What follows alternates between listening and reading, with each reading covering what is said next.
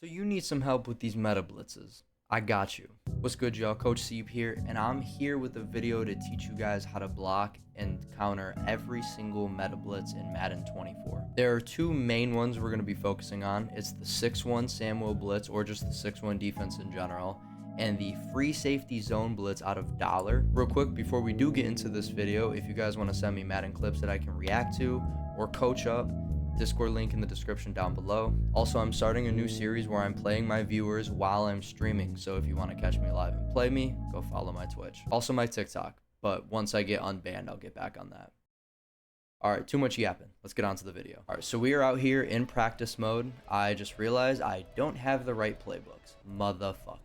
Alright, so now that we have the right playbooks, I'm going to come out in gun drips, tight end, offset. That is the formation that I like to run the most. And we are going to start by countering 6-1 defense. Usually, you're going to be seeing players playing with their curl flats around like 0 or 5, or their flats on 0 or 5. And they're probably going to come and cover 4 quarters. They're going to base a line and they're going to shade underneath so that those hard flats are getting out to the flats. And then always they're going to pinch their D line and they're going to slant them inside, so that they're trying to get a little bit of glitch pressure to come up the A gap or maybe even the B gap from the outside guy. And then they just use the middle of the field. Reminder, this is just base coverage, okay? So we're just talking about base right now. So there's a lot of ways to beat a cover 4 defense. This is how we're going to look at this, right? When you're looking at meta defenses, you want to look at the play based on the base coverage. Right here, we're seeing cover 4. So what we want to do is we either want to attack the flats or we want to stress out those seams, those short seams. And by stressing out the short part of the seam, we're also going to stress out his user big time, especially if he has these guys running over to the flats. So for example, we can run a little something like a double curl right here.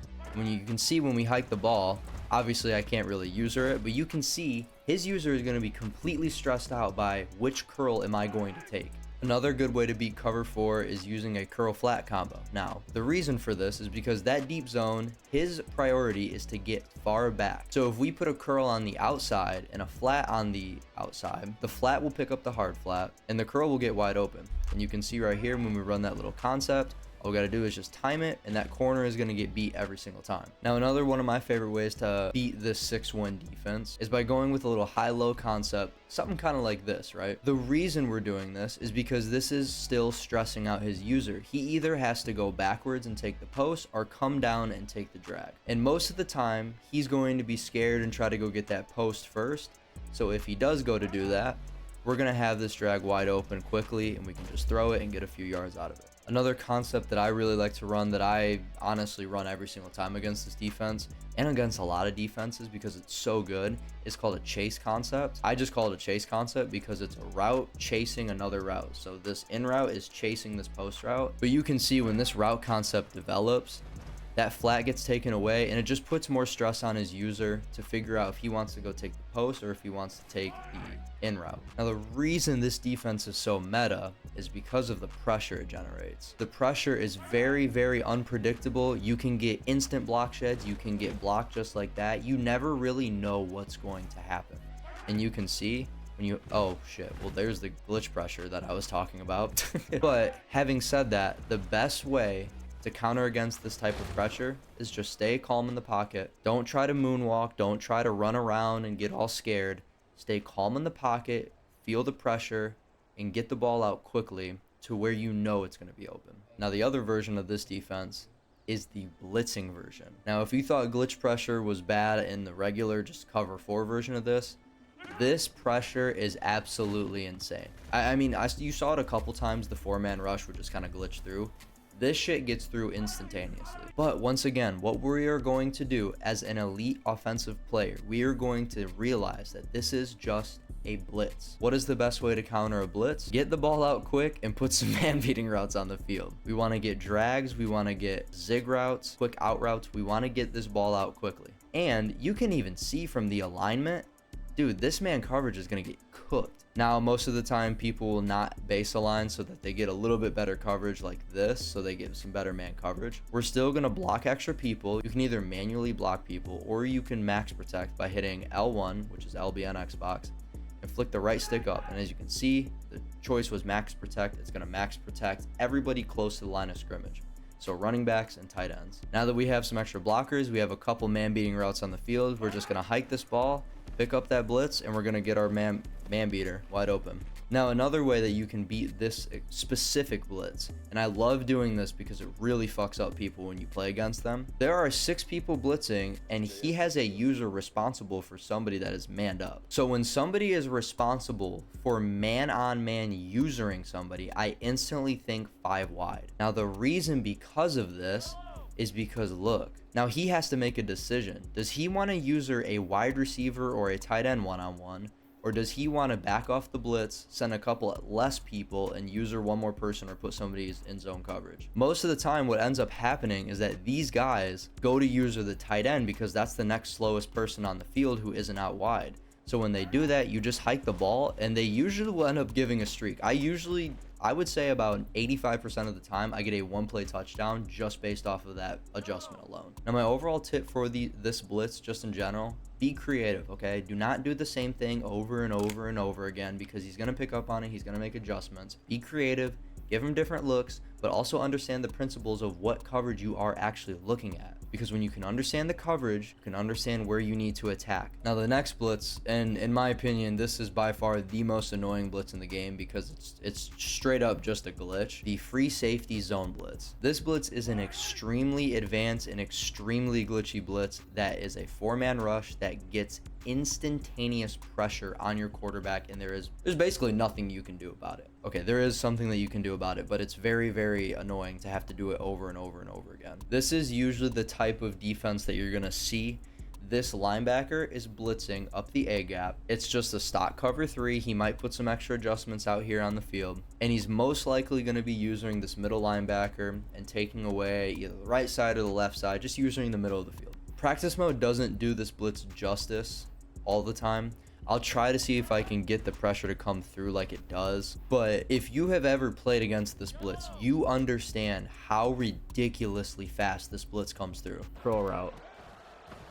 No, and he just gets the instant. So the first thing, just like the last defense we played against, we want to understand what is the basic coverage. It is a cover 3. That is the base coverage. How do we beat cover 3? You can beat cover 3 with the seams, curl flats. This is also technically a blitz, so what we can try to do is we can try to attack where the blitzer is coming from, so this little left middle section. Now this is what makes the defense difficult to play against, is because this hook curl that usually gets put, the safety that usually gets put in a hook curl, is usually guarding where you would put a seam, where you would put a quick throw to the slant to try to attack the blitz, and where you would put curls to try to attack that same spot. So what I like to do is I always like to try and flip the play, because now he's either going to have to scramble and try to get this blitz set up on the other side, or he's going to have to user that right side. We'll just start off with a little curl flat combo because this is a good way to beat cover 3.